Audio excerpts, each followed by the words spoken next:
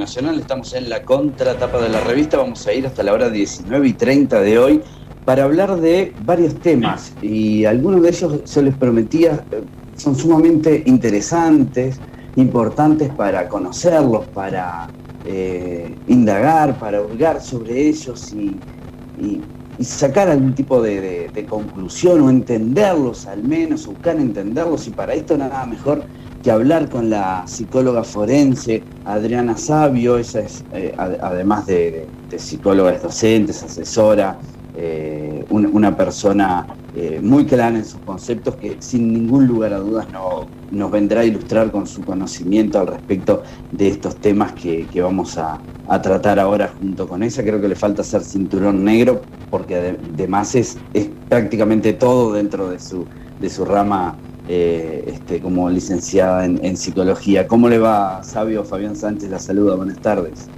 ¿Cómo estás, Fabián? Buenas tardes. Bueno, muchas gracias por la presentación, un placer, como siempre, aportar desde lo que siempre me vengo especializando y bueno, y poder dar un poco de luz, como buscan siempre ustedes, ¿no verdad? A este tipo de acontecimientos tan complejos, ¿no verdad? Así que muchísimas gracias por la invitación, un placer estar con ustedes hoy.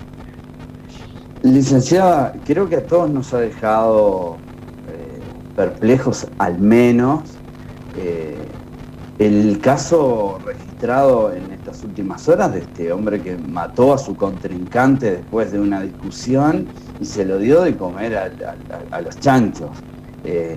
¿Cómo se puede llegar a entender esto? Bien, el caso que es, bueno, a ver, siempre desde lo criminológico los homicidios son la figura más impactante a nivel social y cultural, sin lugar a dudas, ¿no verdad? Sin importar la sociedad o la cultura en la que nos encontremos. Y adentrándonos dentro de esa figura, la figura de, ni que hablar, descuartizamiento y bueno, canibalismo o canibalismo, que pudo haber estado presente o no, en este caso no se constató, pero digo, son siempre figuras muy durísimas, ¿no? O sea, que aparecen y son luces rojas bastante incomprensibles para cualquier sociedad de la que estemos hablando, ¿no? La nuestra es una sociedad muy particular, es muy pequeña, tenemos una población muy pequeña, pero cuando se dan este tipo de acontecimientos es como que los acontecimientos que suceden son muy como sórdidos, ¿no? O sea, muy oscuros, con estas características así. Uno nunca se espera un desenlace de este tipo de comportamientos en ninguna persona, menos en personas de una población tan pequeña como la nuestra a nivel mundial, ¿no? En comparación con las urbes mundiales en general. Es un caso llamativo, es un caso que habría que analizar un poco más también en las características de este hombre, pero yo, por ejemplo, cuando estaba preparando la nota y en conjunción con tu compañera que me hizo la invitación y demás, estuve reflexionando en torno a qué es lo que está pasando en general con respecto a la naturalización de los comportamientos criminales.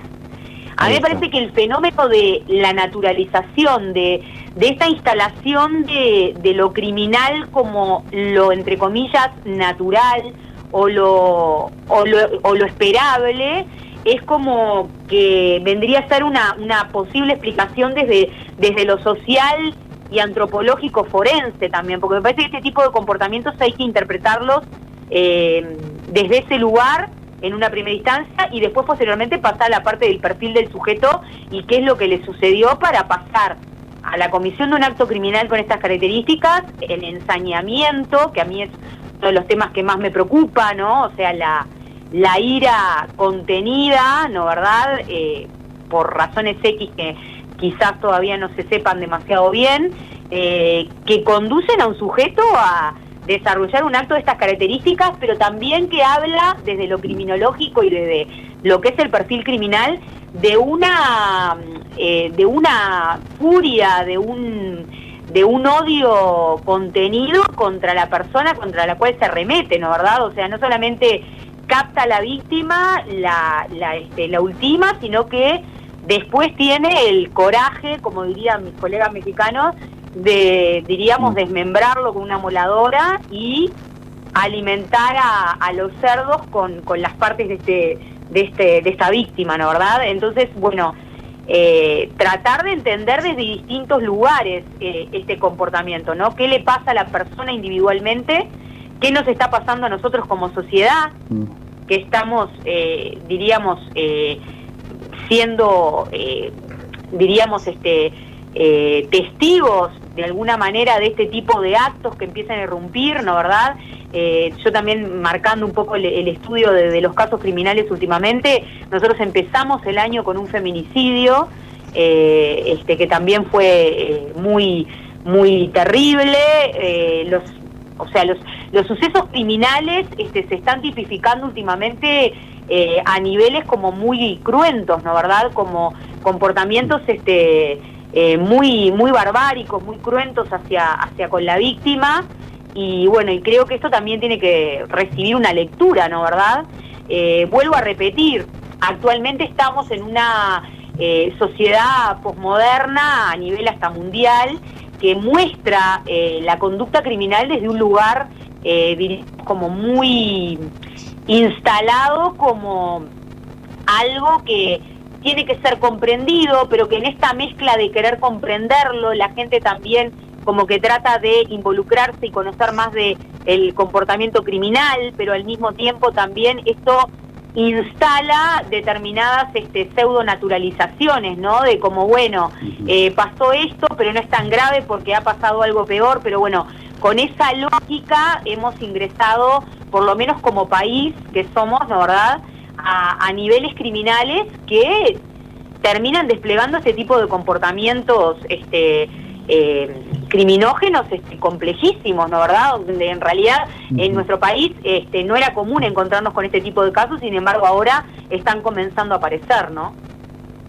Claro, exactamente. Y en esa naturalización que decís del crimen, por ejemplo, aquí en el departamento de Maldonado, más precisamente en la ciudad de San Carlos, donde cada tanto tiempo, lamentablemente, suceden algunos hechos entre bandas de revendedores de drogas y una característica es que cuando vamos a cubrir estos hechos siempre está la siguiente frase, palabras más, palabras menos. Bueno, vamos a ver ahora qué más pasa después de esto, ¿verdad? Claro. Y en ese punto, en esa concepción de saber que eso va a detonar en otra cosa, o que alguien va a intentar vengar esa muerte o seguir en ese camino de crímenes. Me gustaría hablar un poco, si usted está de acuerdo, de lo predelictual. Y si eso lo podemos detectar, no observar, si eso se puede detectar y de qué manera, lo predelictual. Sí, bueno, a ver, ¿qué pasa? Esto que estás planteando es sumamente interesante. Lo predelictual, a ver, integra muchos aspectos, ¿no? Pero también integra algo que tiene que ver con la vida o con la historia privada del sujeto que después se transforma en un sujeto criminal. Tendríamos que pensar también qué es lo que está pasando a nivel de los núcleos, de los códigos, de los valores, diríamos, de la ética, del comportamiento civil en general. O sea, cómo nos comportamos nosotros como sociedad entre nosotros mismos. Porque yo creo que aquí aparece un fenómeno, señalando esto que tú muy bien me preguntás, que tiene que ver con la precomisión del crimen, que hace a, bueno, cómo se gestan estas cabezas, o sea, cómo se gestan estas mentes. Hoy por hoy es cierto, las bandas, las organizaciones criminales para delinquir, todo lo que vendrían a ser bandas con narcotráfico, etcétera, pero también lo que nos estamos encontrando, que a mí es algo que me preocupa muchísimo, es, bueno, lo que se instala en el fuero íntimo de esos núcleos familiares, de esas estructuras, diríamos, cotidianas de vida, para que se gesten estas cabezas tan perversas también a la hora de cometer estos crímenes. Porque, por ejemplo, los crímenes más cruentos y más perversos que vemos, justamente la mayoría de las veces son los que nacen de fueros privados, ¿no? O sea, no tanto tienen que ver con las organizaciones criminales en general, que sí, también lo hay, por supuesto, no lo estoy negando, pero que viene también de esto de, bueno, un sujeto que de repente irrumpe con un comportamiento criminal X, como el de este sujeto con el desmembramiento de la víctima, y o sea, y la pregunta del millón es cómo prevenimos ese tipo diríamos, de pasajes a la comisión criminal que vienen de lo individual, o sea, que vienen de la cotidianidad diaria de todos los días. Este señor venía de la historia de familia, de una historia de familia determinada, de una cotidianidad, era vecino, era pareja, era padre.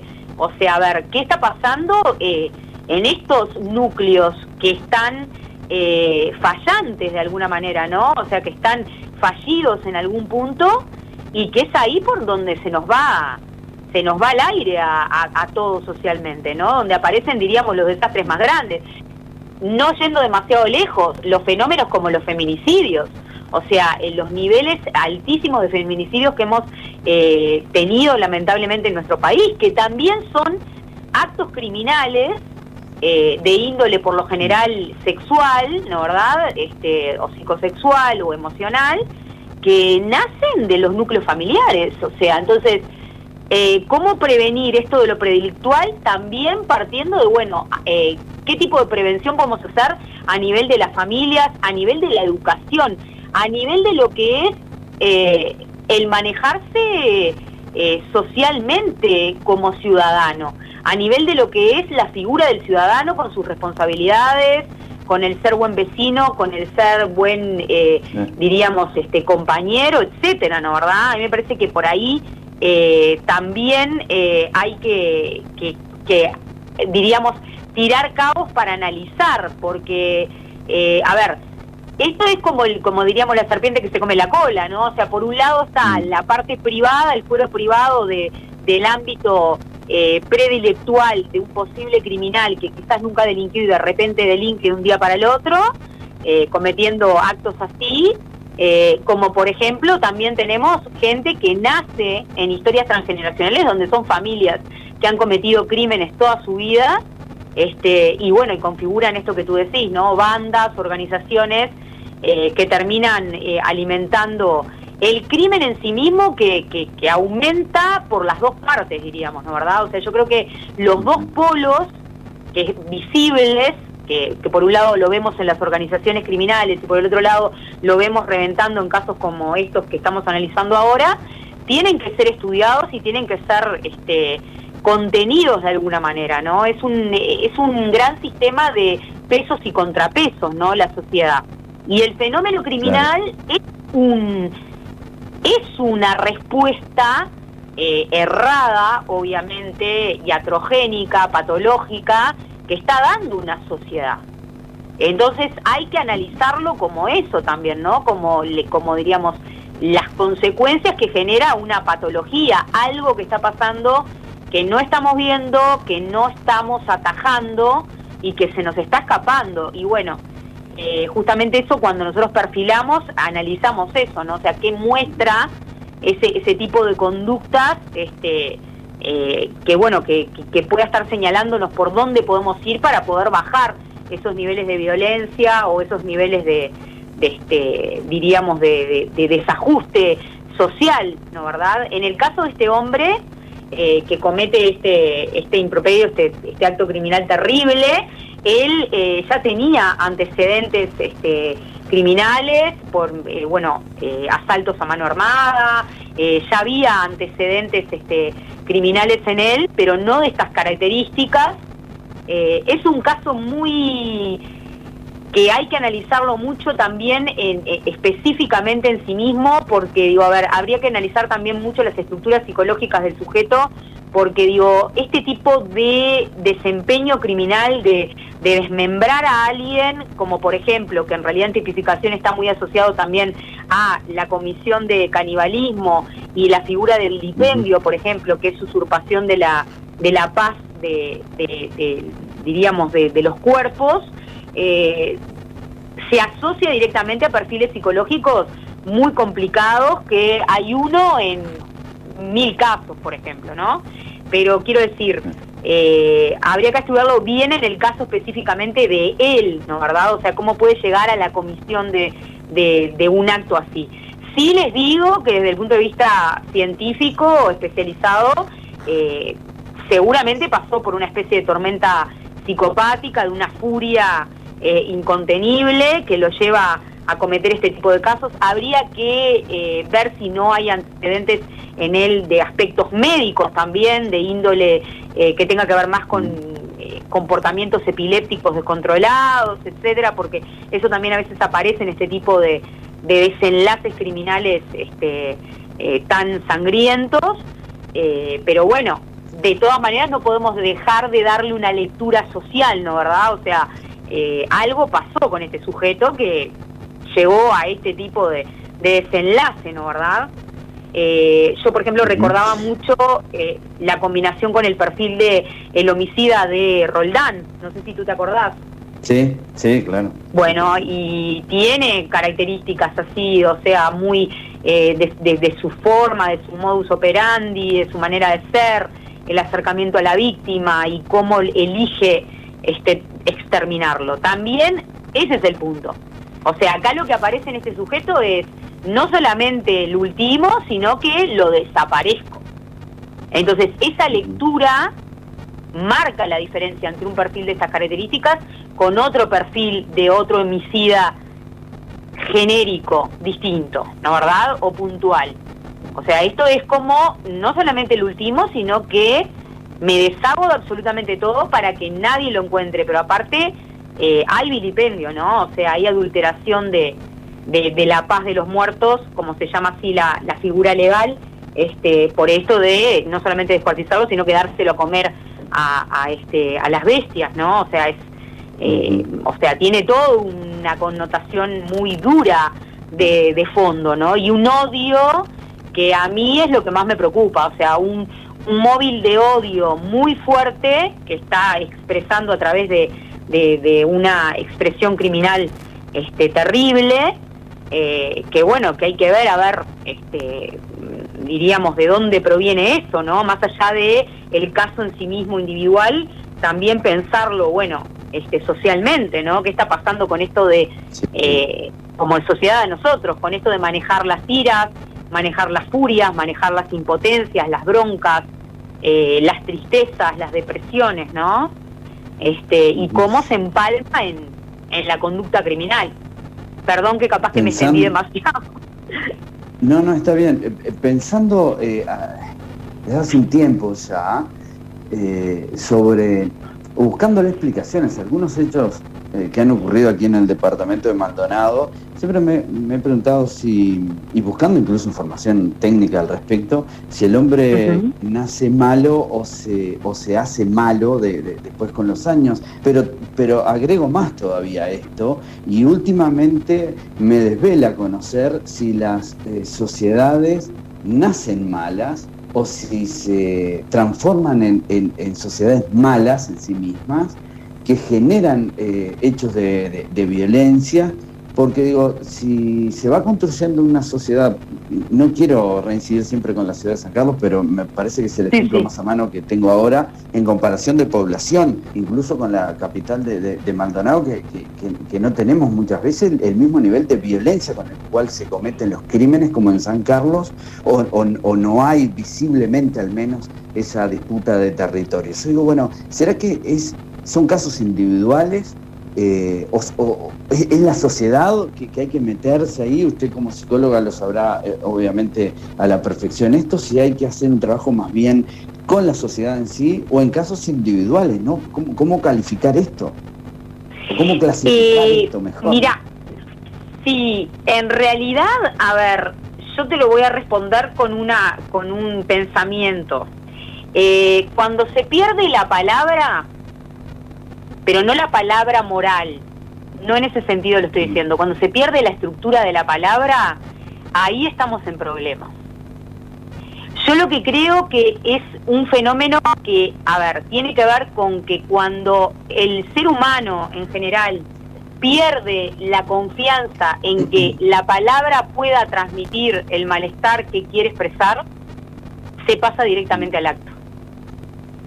Y a mí lo que me parece es que es fuerte lo que estoy diciendo, ¿no? Pero digo, a ver, yo lo creo muy realista. porque de hecho lo veo, aparte lo veo también desde otras ciencias, la neuropsicología criminal lo analizan muchísimas ciencias especializadas estudiando este punto que tú preguntas, ¿no? O sea, cuando perdemos la palabra como comunicación de mediación entre lo que me molesta a mí y lo que le molesta al otro, se pasa directamente a la comisión del acto, y en el pasaje a la comisión del acto aparece sin lugar a dudas la violencia siempre, como supuesto pseudo código de comunicación, que por supuesto es cerrado.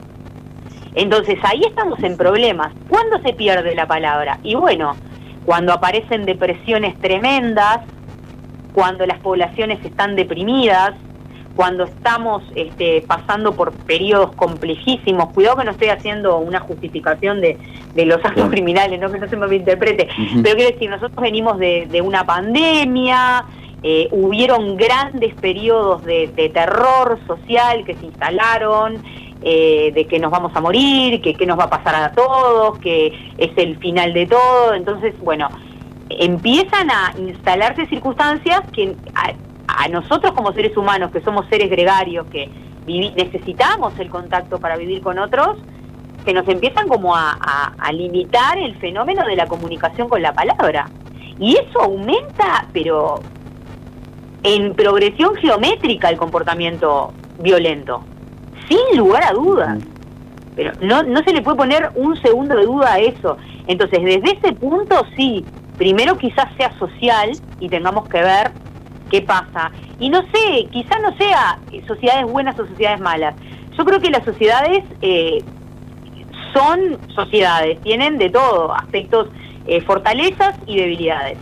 A nosotros nos pasa que somos una población muy silenciosa, nos cuesta mucho expresar lo que sentimos, somos una población en general que nos cuesta comunicarnos a través de la palabra. Fíjate que, por ejemplo, en nuestro país no es tan común el acceso a el tratamiento terapéutico, ahora se está haciendo más común, pero si comparamos con los porcentajes en Argentina es lo más común acceder a la terapia, atenderse clínicamente, hablar de nuestros problemas. Entonces, ¿qué sucede? Cuando trabajamos en áreas como la que yo trabajo, que ya vemos, diríamos, el problema después de detonado, nos encontramos que rascamos para atrás en las historias de vida de las personas que hacen los desastres, y quizás son generaciones y generaciones enteras de silencio, donde la palabra jamás me dio, donde no hubo nunca una contemplación para escuchar a alguien o para que alguien pudiera hablar y decir el malestar que sentía, donde directamente el código de la comunicación que se aprende y mal aprende es la violencia. Entonces, ahí estamos en problemas.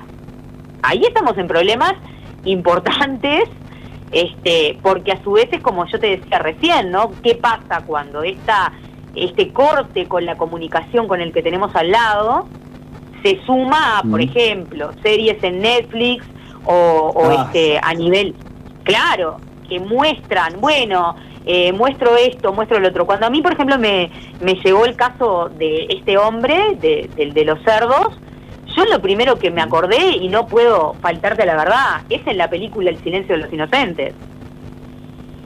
La película de Hannibal Lecter, la original, el hombre corta a su... Bueno, y se lo da a comer a los cerdos. Tiene todo un plan armado para, diríamos, dárselo, para alimentar a los cerdos. Entonces, digo, a ver, si este hombre vio eso y se le disparó el botón parafrénico y pensó en ese elemento, no lo sé, pero no estoy diciéndolo porque no lo sabemos, pero digo, hay algo que tiene que ver con, bueno, esta espiritualidad que ronda a nivel mundial de lo criminal, que cada vez es más visible, que se muestra más en los medios de comunicación, que se presenta más desde un lugar bastante como natural y como que, bueno, la conducta criminal es una de las conductas entre las tantas que vemos diariamente. Entonces, todo esto ayuda, y si cae en una sociedad donde en realidad la gente no se comunica demasiado, la palabra no media, o sea, estamos complicados. O sea, vamos en camino a emular o a copiar cada vez más lo que en otras partes del mundo se quiere prevenir y se quiere evitar, y incorporarlo como algo que, bueno, no me gustó algo, salgo como en Estados Unidos, ¿no? Armado, y no sé, y hago una masacre con los vecinos que tengo al lado, porque no me gustó la cara con la que me miraron. Entonces digo, yo creo que tenemos como que volver a la civilización de, valga la redundancia, de los elementos civilizatorios que nos hacen seres civilizados. No estábamos en la época de las cavernas, que el de la caverna al lado me rodó el mamut y yo voy y, claro, no sé, lo golpeo y le saco el pedazo y lo mato y no me importa porque tengo que sobrevivir. Y también la interpretación errada de que la conducta violenta, o mejor dicho, agresiva e impulsiva con predisposición a la violencia, es una conducta que tiene que justificarse porque yo lo hago para sobrevivir. No. O sea, si nosotros unimos la supervivencia, mejor dicho, a la conducta violenta, o sea, vamos camino a una sociedad que diríamos que instale la violencia como el código de comunicación y que se criminalice en su comportamiento cotidiano, que es lo que creo que todos como uruguayos queremos evitar, ¿no, verdad? Está claro. Licenciada, me quedan 10 millones de temas. Seguramente le vamos a volver a convocar. Ha sido sumamente interesante hablar con usted. Me quedó hablar un poco del tema vagos, y no digo vagos en el sentido ni discriminatorio ni estigmatizante, sino como definición propiamente. Y después también del arte. Yo tengo una teoría muy humilde, que es que el arte es reformador de sociedades. Y bueno, hablando un poco también en esa línea que dice usted, en el tema códigos y el tema de el Mieri y que no sé qué palabras que para el arte le puede dar sentido a todo aquello que nosotros a veces nos cuesta poder expresar con palabras. Entonces, entre no sé expresarlo con palabras y cometo un acto violento, el arte me salva, ¿no? Exacto. Sin lugar a dudas que el arte, pero el arte es súper, recomponedor de una cantidad de estructuras que no caen en una cosa más loca, pero que bueno, están en algo intermedio entre algo que está ahí diríamos en el límite. Y con respecto al otro me dijiste que el tema que te había quedado era el tema. El otro, no, como temas, mire, le cuento, licenciada, me quedan 500 temas, pero de repente la comprometo para otro momento, si usted está de acuerdo, y hablamos con muchísimo gusto. El tema educación, el tema arte, cultura, un poco también, que tiene que ver, que todo tiene que ver con todo, en especial con esto que hace parte de la sociedad. Así que le agradezco infinitamente esta charla, que ha sido sumamente productiva, muy amable. Un placer, muchísimas gracias a ustedes por la invitación y bueno, y destacar que creo que por supuesto que voy a estar presente para las invitaciones próximas con muchísimo gusto, pero te junto el tema de hoy con los dos temas que me pusiste ahora último, que, a ver, solamente vinculándote con un solo concepto, el concepto de que lo que tenemos que recuperar es tratar de entender qué misión venimos a cumplir acá, o sea, cuál es nuestra misión en la historia de vida que tenemos. Yo creo que cuando el ser humano entiende eso, o sea, qué rol cumplo acá, para qué estoy, para qué vine, ahí, bueno, los niveles de violencia bajan porque ya no son necesarios, y las personas saben comunicarse de una manera pacífica, no necesitan más la violencia para poder expresar lo que quieren transmitir, y la historia de vida de la persona se soluciona, ¿no? Entonces yo creo que bueno, viene por ahí también. Le mando un abrazo, que pase bien. Un placer grande, que pasen muy bien. Gracias. Chau. Señores, 19 horas 6 minutos.